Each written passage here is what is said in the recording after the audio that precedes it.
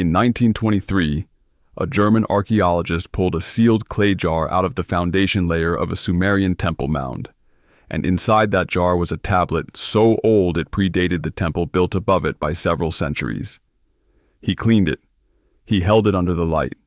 He read enough of it to understand what it was describing, and then he put it in a drawer in Berlin and never published a single word about it publicly. That tablet describes, in sequential detail, what happens when the dome of the sky opens. And according to its own internal astronomical calendar, it has happened before. Recently, in geological terms. And it will happen again. Who were the Sumerians, and why should you trust anything they wrote? Before we talk about the tablet, we have to talk about the Sumerians. Because if you are going to spend the next however many minutes of your life taking ancient cuneiform seriously, you deserve to know why it is worth taking seriously in the first place. The mainstream account of Sumerian civilization goes something like this. Around 4,500 BC, a group of people settled in the marshlands between the Tigris and Euphrates rivers in what is now southern Iraq. They invented writing. They invented the wheel. They invented large-scale irrigation, the sailboat, the legal code, the standardized weight, and a calendar accurate to within minutes per year. They did all of this, according to the conventional timeline, within a few centuries, with no apparent predecessor civilization, no gradual developmental arc, no earlier culture from which they clearly borrowed the framework. They just appeared, fully formed, knowing things. And the things they knew are the part that should bother you. The Sumerians tracked the precession of the equinoxes. This is a 26,000-year cycle, a slow wobble in the Earth's rotational axis that causes the position of the constellations relative to the Sun to shift over millennia. To detect this cycle, you need generations of systematic observation, precise record-keeping, and a mathematical framework capable of identifying patterns across timescales longer than any single human life. The Sumerians had all three. They also knew the precise length of the lunar month to a degree of accuracy that modern astronomy has only marginally improved on. They had names for planets they should not have been able to see with the naked eye. They understood that the Earth was a sphere. They wrote all of this down in a writing system they apparently invented from scratch, and they wrote it down so well that when European scholars rediscovered cuneiform in the 1800s, the first assumption was that the tablets must be copies of work done by a later, more advanced civilization, because the knowledge inside them was simply too sophisticated for the dates the archaeology was producing. That assumption turned out to be wrong. The tablets were original, the dates were accurate, and the knowledge was real. So when a Sumerian tablet describes the structure of the sky in the same exhaustive, precise, geometrically specific way that other tablets describe the structure of an irrigation canal or a legal contract, the reasonable response is not to assume they were writing poetry. The Sumerians did not waste cuneiform on fairy tales. Cuneiform is hard to carve. Clay is heavy. Every tablet that survived did so because someone thought it was worth preserving. And what they thought was worth preserving, over and over again, was their account of what the sky actually was. What the Sumerians actually believed the sky was. To the Sumerians, the sky was not empty space. It was a surface.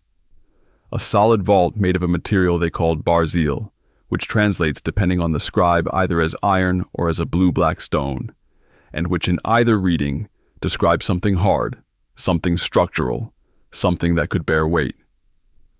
The dome rested on the rim of the world. Above the dome were the upper waters, a vast body of water sitting on top of the solid vault, the way a lake sits on bedrock. Below the dome was the air, the breathable atmosphere, the space in which weather happened and birds flew and the sun moved.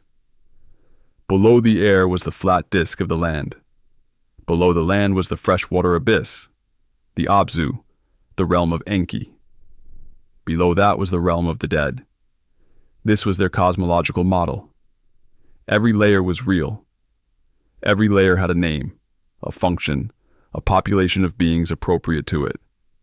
The upper waters were not decorative. They were structural. They sat above the dome and they stayed above the dome because the dome held them up. And the dome had gates. Two main ones, one in the east and one in the west, where the sun entered and exited each day. The moon used the same gates. The stars were fixed to the underside of the dome, set into the barzil surface like studs in a ceiling. The dome itself did not move. The lights embedded in it did. Now here is the part that most modern summaries skip. The dome was watched. There was an entire priestly class in Sumerian cities whose sole function was to observe the dome and report on it. Not to interpret it theologically, not to perform rituals for it, to watch it. They worked in shifts. Day shift watched the sun gates. Night shift watched the stars and the surface of the dome between them. Why would you need a guard for the sky? Because according to the Sumerians, the dome could open. Not at the gates. The gates opened every day and that was expected. The dome itself, the solid vault, could split. And when it split, the upper waters came through. And the things that lived between the upper waters and the dome came through with them. Where it came from, who found it, and why it disappeared. Which brings us to the tablet. In 1923, a German archaeologist whose name has been argued about in the footnotes of several specialist papers was working a salvage excavation at a temple mound in what is now central Iraq. The mound was layered. The way these sites always are, one temple built on top of an older one, built on top of one older still. The deeper you go, the older the material. Standard Mesopotamian archaeology. He was excavating the lowest accessible layer, the foundation of the oldest temple in the sequence, when he found a sealed clay jar buried beneath the foundation stones. Not in the floor, under the floor. Deliberately placed below the building itself before the building was constructed, which means whoever put it there intended it to remain undisturbed for as long as the temple above it stood. Inside the jar was a single clay tablet. He cleaned it, photographed it, and began a rough translation in his field notes. What he was reading was not a grain inventory or a king list or a hymn to a deity. It was a technical document, a sequential description of a process the tablet treated as having already occurred once and scheduled to occur again. He brought the tablet back to Berlin. It went into a drawer in a research institution. The drawer went into a back room. The back room was in a building that was bombed in 1943. The tablet, the physical object, did not survive. What survived was the field photograph, taken in natural light, slightly overexposed on the right edge where the sun was coming in wrong. A partial transcription in the archaeologist's field notebook, and 3 pages of private translation notes recovered after the war from what remained of his personal papers, including a small diagram he had drawn in pencil in the margin. The diagram shows the dome, the gates, the upper waters, and a location marked with a single cuneiform sign. The sign, in other contexts, means forbidden zone. Do not approach. The photograph and the notes have been examined by a small number of researchers over the past several decades. None of them have published a comprehensive analysis in a major refereed journal. The reasons for this are not conspiratorial. They are practical. You cannot do a full scholarly publication on a destroyed artifact from a contested translation in a damaged field notebook without attracting the kind of criticism that ends careers. So the tablet exists in the academic literature the way a lot of uncomfortable things exist there. Mentioned in footnotes. Cited in passing. Never the main subject of anything. Until now, apparently. And look, I know how that sounds, but stay with me. The sequence the Sumerian said would precede the opening.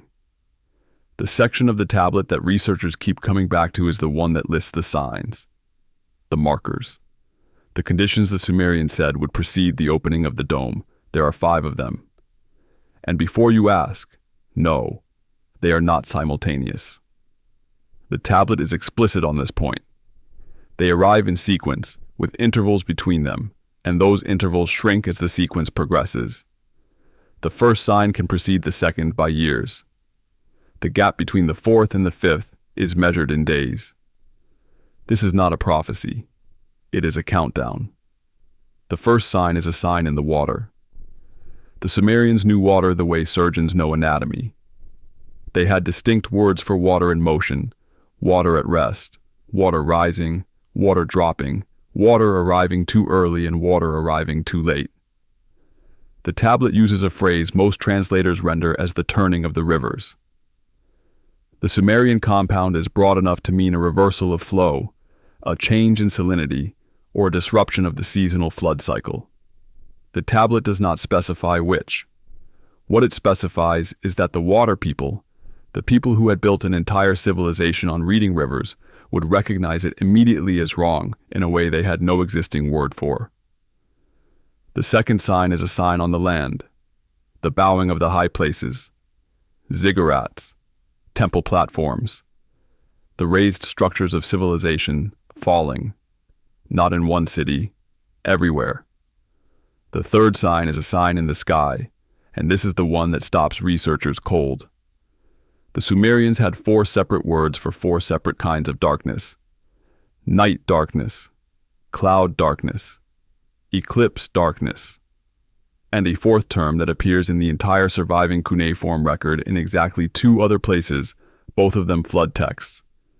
The tablet uses that 4th word here. It describes a darkness that does not fall from above. It arrives horizontally, from a specific direction, in a way that none of the standard categories of Sumerian darkness account for. The tablet does not say what is casting it. It simply says it comes from the wrong direction, and everyone sees it. The 4th sign is a sign in the people. This is the uncomfortable one. The tablet describes a confusion of names, a collective cognitive disruption in which the categories of reality become genuinely unclear to the people living inside them. The names of gods blur into the names of men. The names of men blur into the names of animals. The Sumerian grammatical construction used here is the same one used in medical texts for acute onset symptoms. Not a gradual drift. Something that arrives fast, like a fog rolling in off water you did not know was there. The 5th sign is a sign in the priests. The dome watchers will see a thinning, a place where the stars appear to recede as though the vault has become transparent. They are supposed to tell the kings. The tablet notes, in one of its only editorial asides, that the kings will not listen because they will be busy with a war. 4,000 years later, that line still lands. What the tablet says happens when the dome peels back. After the 5 signs, the tablet describes the opening itself. And this is the section that the German archaeologist circled twice in his private notes, and then apparently spent 3 days not returning to the excavation site over. The verb the tablet uses for the opening is one that does not appear anywhere else in the surviving Sumerian written corpus.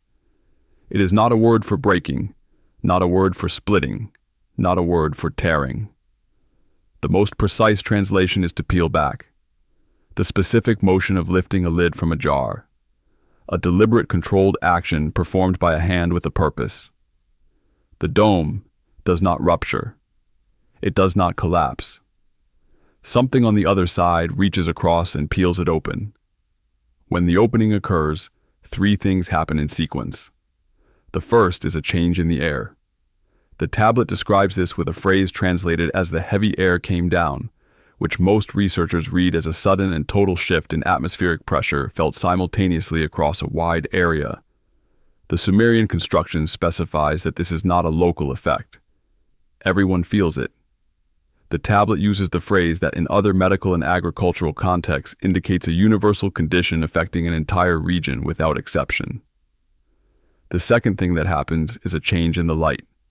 The tablet says the colors shift. And importantly, the Sumerian word it uses for this is a compound that carries all 3 senses of the word for colors simultaneously: hue, brightness, and quality. The light does not just get darker or lighter. The quality of the light itself changes. The world looks different in a way that cannot be attributed to cloud cover or time of day. This is a comprehensive alteration in how visible reality presents itself. The third thing is the water. And here is where the tablet makes a distinction that matters enormously. The Sumerians had a perfectly functional word for rain. It appears constantly in their agricultural and meteorological texts. The tablet does not use it. The word it uses is the one used elsewhere for a standing column of water, a wall, a vertical river. The upper waters do not fall as precipitation. They fall as mass, as a body, as something that was held up and is now no longer being held up, falling all at once. And then, through the falling water, something comes down with it. The tablet calls them the Apkallu. In other Sumerian texts, the Apkallu are the fish-clad sages who descended from the sky at the beginning of civilization, taught humanity the foundations of everything worth knowing, and then withdrew.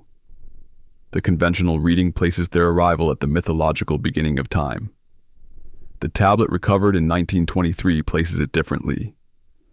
It says the Apkallu did not come at the beginning of time. They came at the beginning of the next time. They came through the dome, opening with the water during the flood. They were not sky gods descending on a sunbeam. They came through a hole in the ceiling with a wall of water behind them. The tablet names 7 of them. 5 of the names match names already known from other Sumerian Apkallu lists. 2 of them do not appear anywhere else in the record. And those 2 names are marked with a small cuneiform notation that, in other contexts, indicates a being that is partly human and partly something the Sumerian writing system does not have a clean category for. The notation is not used for the other 5. Whatever those 2 were, they were different in kind from their companions. The tablet does not elaborate on this.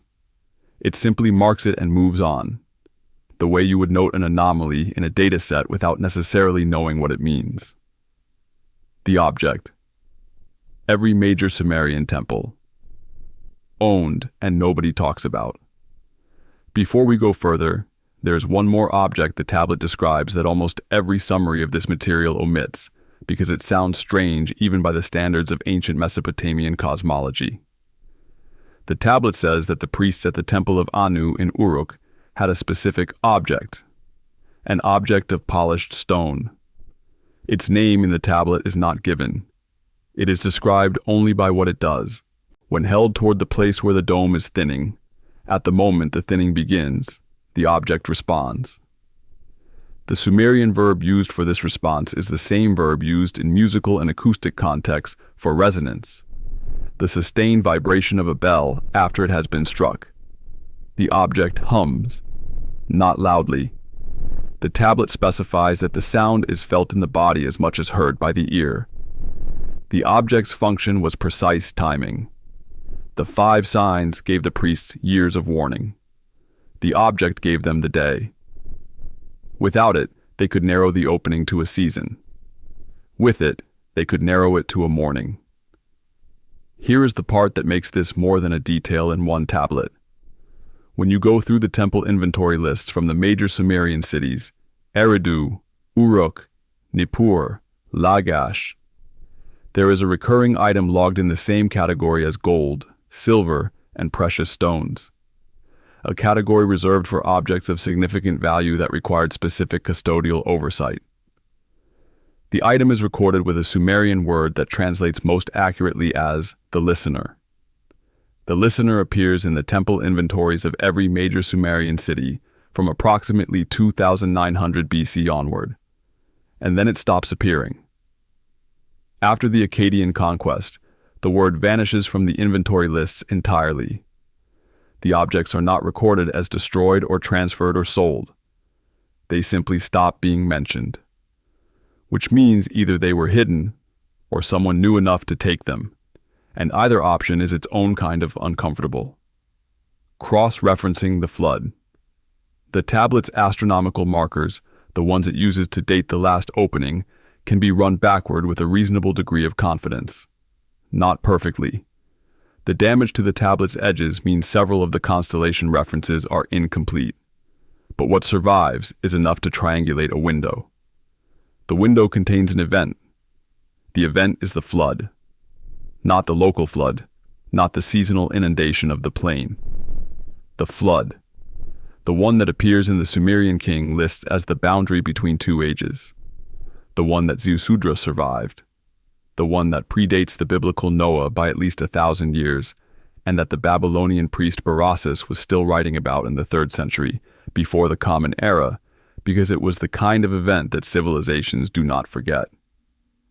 The Sumerian flood texts are consistent in one detail that usually gets translated past without comment. The waters did not come from below, they came from above. The phrase used in the major flood narratives is the opening of the upper waters, a term that is not poetic and is not metaphorical, because the Sumerians had perfectly functional vocabulary for ordinary weather events, and they did not use it here. The water came through the dome. The tablet recovered in 1923 says the same thing. And it says what else came through with the water. The Apkallu arrived through the opening. They came with the flood. And when the flood receded and the dome closed again, they did not go back through. They stayed. They walked among the survivors. They taught them writing, agriculture, astronomy, metallurgy, and the calendar. And then, according to the later texts, they withdrew. Not through the dome. Into the population. Into the cities. Into the priestly lineages that built every major temple in Mesopotamia. The 2 Apkallu with the unknown marker, the ones the tablet distinguishes from the other 5 without explaining why, are listed in the tablet's closing section with a notation that most researchers translate as remaining in the cities of men. The other 5 are listed as returning by the path of the water. Only 2 stayed permanently.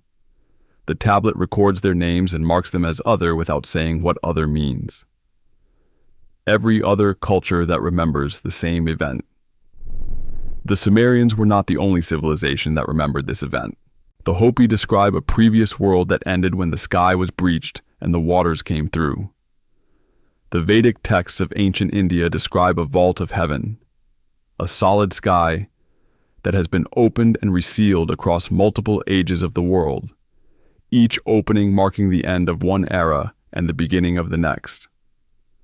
The Norse cosmological tradition describes Yggdrasil, the world tree, whose upper branches reach a sky that is also a ceiling and that has, in previous ages, been opened. The Mayan long count calendar, whose end cycles have been discussed extensively and often badly in popular culture, is structured around the concept of sky breaking. The end of each age is not a metaphor. In the original Maya texts, it is described as a physical event involving the sky. And then there is Genesis. The biblical flood account, which draws directly from the Sumerian and Babylonian sources, retains the specific language of an open sky. The windows of heaven were opened. The fountains of the great deep burst forth. Most modern readers take this as poetry. The Sumerians, whose account predates Genesis by at least 2,000 years, did not write it as poetry. They wrote it as a structural description of what the sky was and what it could do. Every major ancient civilization with a flood narrative describes the same event from a different angle. Cultures separated by oceans, by thousands of years, by every conceivable barrier to cultural exchange, all remembered the same structural fact about the sky: that it was solid, that it had water above it, and that at least once, in a time their earliest records reached back toward, it had opened. The Sumerian account is the oldest surviving version. If there is a source layer, if there is one original record that all the others are downstream of, it is the Sumerian record. And the Sumerian record does not describe a metaphor, it describes a mechanism. The dome remembers. The last line of the tablet recovered in 1923 is a single sentence. The dome remembers. The Sumerian verb used here is the same verb used in accounting and legal contexts for maintaining a record of what is owed. Not memory in the emotional sense, not nostalgia. The accounting sense, the tally. The dome is keeping a tally. It has opened before. It has recorded the opening. And the schedule it is running on is tied, according to the tablet's grammar, to conditions on the surface of the earth below it. The German archaeologist who found the tablet wrote one line about it in his field journal, in pencil, in a margin that was not intended for notes of this kind. The line reads, "This is a calendar of a kind I have not seen before." He did not elaborate. He returned to Berlin in 1924. He wrote one brief catalog entry describing the tablet as a religious text, early period, partially legible. He never wrote about it publicly again. His 3 pages of private translation notes, recovered after the war, contain the small margin diagram of the dome with the forbidden zone marker, and one other detail that none of the researchers who have written about this material have emphasized adequately. In the lower right corner of the 3rd page, below the rough translation of the closing line, he wrote a single question in German. The question, translated, reads, "How far away is it?" He did not answer the question. The notes end there. The markers, the intervals, and the window. The tablet's arithmetic produces a date range. The astronomical markers it uses, the constellation positions, the planetary reference, the great year notation, can be cross-referenced with each other and with modern star charts to narrow the window. The damage to the tablet means the calculation cannot be exact, but the window it produces is specific enough to be uncomfortable. The 5 signs the tablet describes as preceding the opening are meant to be read as a sequence with shrinking intervals. If you check the first 4 of them against observable conditions in the world right now, you will find arguments to be made. The rivers of the world are behaving in ways that fall outside historical norms, in salinity, in timing, in temperature. The high places have been bowing with a regularity that seismologists track, but that feels, if you follow the data, qualitatively different from the baseline of the past several centuries. The darkness from the wrong direction has its own candidates, depending on which research you find credible. The confusion of names, the 4th sign, the cognitive fog that the tablet says will affect everyone at once, is something I will leave to you to assess from your own observation of the last several years. You know what you have noticed. That leaves the 5th sign, the priests seeing the thinning. The place where the stars appear to recede as though the dome has become permeable. The tablet says the kings will not listen because they will be occupied with a war. I have nothing to add to that. What the tablet says comes after the 5 signs is already written. The heavy air, the shifted light, the wall of water. And through the water, beings who were here before and who the tablet says will come back through the same door they exited. The dome remembers. It has opened before. The tablet says it will open again when the markers align, and it says the markers are a sequence, not a prophecy. A calendar. Calendars do not ask your permission. They do not care whether you believe in them. They run on their own arithmetic, on the geometry of things much larger and much older than the civilizations that learned to read them. Somewhere in the recovered fragments of a translation done by a man who went back to Berlin and never spoke publicly about what he found, the full sequence is written out. The intervals, the dates, the names of the 2 Apkallu who stayed. And underneath the temple in Iraq, in a layer of soil that predates the temple built above it, there is a depression in the ground where a sealed clay jar once sat. The jar has been gone for a century. The tablet inside it is ash and photographic negative, but the depression is still there. And according to the tablet that was inside it, what made that depression is not finished with this planet. The dome remembers. So do they.